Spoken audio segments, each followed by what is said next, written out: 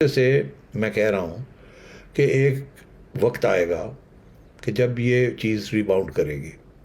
اور مجھے اطلاع ہے کہ اسٹیبلشمنٹ کے اندر بہت ناراضگی ہے.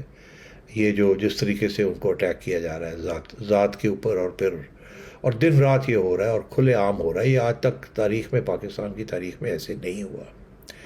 اور یہ کسی نہ کسی سٹیج پہ اس کا ری ایکشن آئے گا.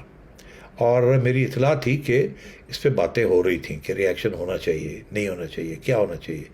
آپ نے دیکھا کہ اس وقت جو ری ایکشن آ رہا ہے وہ بڑا انٹرسٹنگ قسم کا ری ایکشن ہے. میں سمجھتا ہوں یہ سافٹ ری ایکشن ہے، یہ وارننگ ری ایکشن ہے. آپ نے دیکھا شیریں مزاری صاحب کی ڈاٹر نے، ایمان نے کچھ باتیں کی تو ایک ہلکا سا ایک ری ایکشن آیا نا، ہلکا سا تھا. یہ کوئی زیادہ اسٹرانگ ری ایکشن نہیں تھا، ہلکا سا ری ایکشن تھا، مگر آیا بہت امپورٹنٹ جگہ سے. آپ نے دیکھا کہاں سے آیا؟ GHQ سے آیا. وہ انہوں نے چھپایا بھی نہیں. انہوں نے تو سیدھی سی بات کہی کہ جج ایڈوکیٹ جنرل کہہ رہے ہیں کہ یہ دس از اے ڈائریکٹ کیس اور ہم کر رہے ہیں کیس. انہوں نے کسی کے ذریعے بھی نہیں کروایا، انہوں نے ڈائریکٹ کر دیا. بہرحال ہاں، انہوں نے اپنا قانونی راستہ اختیار کیا، چھپایا بھی نہیں، سیدھی طرف فرنٹ پہ آئے وہ، کیونکہ ایمان بھی فرنٹ پہ آئی تھی. تو اب صورتحال یہ ہے کہ یہ ابھی جو گرفتاری ہوئی ہے یہ کسی نے کمپلینٹ لکھوائی ہوگی جس کے تحت پولیس نے پھر ایکٹ کیا ہے. جی، ملک مرید عباس نامی شخص ہیں جنہوں نے یہ FIR، کوئی نامی شخص ہی ہوگا، پتہ ہی نہیں چلے گا آپ کو یہ کون ہے کون نہیں ہے. بہت سے ایسے وکلا ہیں جو کہ اس قسم کے کام کرتے ہیں، اور بہت سے ایسے لوگ ہوتے ہیں ہمیشہ تیار ہوتے ہیں کسی کے کہنے کے اوپر کیس کرنے کے لیے، اور محب الوطنی کا اظہار بھی کرتے ہیں اور ساتھ پیسے بھی چال بنا لیتے ہیں. تو یہ چیز چلتی رہتی ہے. اور مگر میں آپ سے یہ کہہ رہا تھا کہ پہلے آپ بڑے ہارڈ ری ایکشنز دیکھ رہے تھے، ڈس اپیئرنسز ہو رہی تھی نا. تو اب یہ ہے کہ PTI کے ساتھ بڑے سافٹ ری ایکشن آ رہے ہیں، بڑے سافٹ. ٹھیک ہے، آپ سمجھ رہے ہیں نا میری بات؟ جی، مگر میں یہ سمجھتا ہاں یہ بڑے سافٹ ری ایکشن آ رہے ہیں.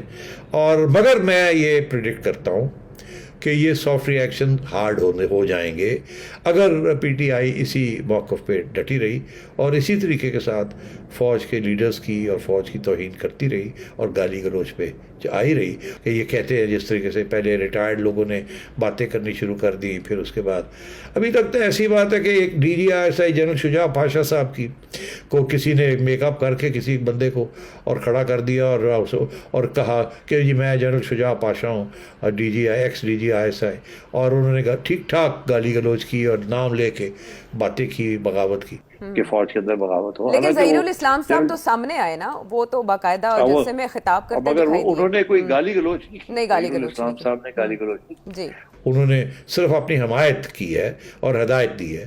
مگر بات یہ ہے کہ یہ بھی آج تک کبھی نہیں ہوا تھا کہ ریٹائرڈ لوگ سیاسی باتیں کریں اس طریقے سے آ کے. تو ماحول بہت خراب ہو چکا ہے اور شاید بگڑنے جا رہا ہے. اور اس کی ساری ذمہ داری عمران خان صاحب کی ہے، جنہوں نے یہ سب شروع کیا، جو ان کو فیڈ کر رہے ہیں اور جو ان کو اکسا رہے ہیں اور جو ڈیسپریٹ ہوئے ہیں اور ان کے جو لوگ ہیں وہ بھی دیکھ رہے ہیں دلیر، دن بدن دلیر ہو رہے ہیں. ان کی خواتین بھی نکل کے چیخیں مار رہی ہیں، ان کو بھی پتہ ہے کہ ان کو کوئی ہاتھ نہیں لگائے گا اینڈ سو آن. اور اسی لیے کیونکہ اب وہ کہتے ہیں ریڈ لائنز اگر جب برف ٹوٹ جاتی ہے، پگھل جاتی ہے تو پھر پانی ہو رہا ہے، مگر برف پگھلنی شروع ہو گئی ہے. اور سب سے زیادہ خوش اس وقت ہندوستان ہے. وہاں اگر آپ ان کے پروگرام دیکھ لیں تو وہ مزے لے کے لوشے لے کے وہ کہہ رہے ہیں کہ ہم جو 70 سال میں نہیں کر سکے PTI نے 4 مہینے میں کر دیا.